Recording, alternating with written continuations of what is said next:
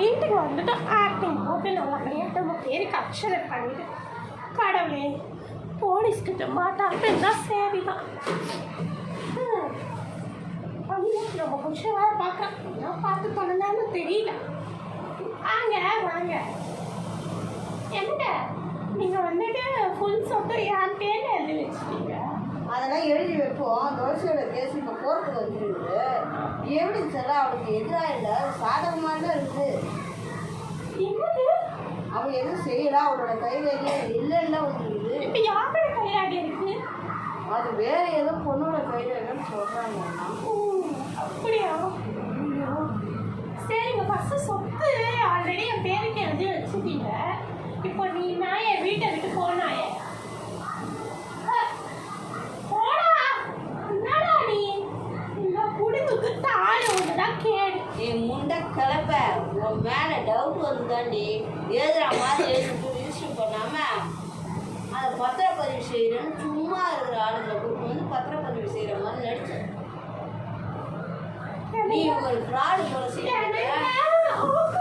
ஐயோ என்னையும் கொண்டுடுவேன் எங்கள் அப்பா அம்மாவை பண்ண மாதிரி. என் சொத்து சொத்தை என் பேரில் எடுத்து வச்சுடா. அது எனக்கு சார வேண்டிய சொத்து.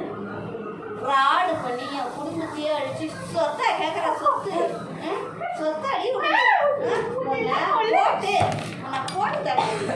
சொத்தை கேட்குற சுற்றி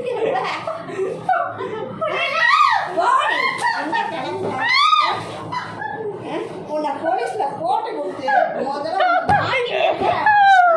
நீதாண்டி திருட்டு போது பண்ணத நீங்க. நான் கட்டின தாலியை கூட்டி இந்த மாதிரி குலகாரிக்கெல்லாம் தாலி கட்டிருக்கா நான் அதை போடுறீங்க. அதனால தான் இந்த தாலியை கொடுன்ற ஆடுதனம் பண்ணி இந்த தாலியை அவளுக்கு சேர வேண்டிய இதை வந்து நீ எப்படி பறிக்கலாம்?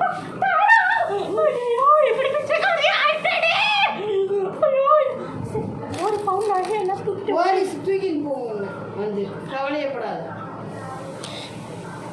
எல்லாம் கிடச்சிச்சுமா. என்ன சூட்டுட்டு ஓடி யுவர் அண்டர் அரெஸ்ட்.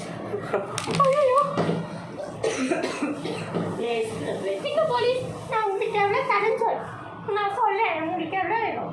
லஞ்சம் கொடுத்து போலீஸே ஆளை வாங்கலான்னு பார்க்குறியா? அந்த வேலையெல்லாம் நடக்காது. நீ ஆடா தாலியே. இப்போ நான் தாலியை போட்டேன்னா இப்போ நான் தாண்டா உங்கள் ஒய்ஃபாக இருந்தாலும் தப்பு செஞ்ச தப்பு தான். வரமாட்டேன் போடா.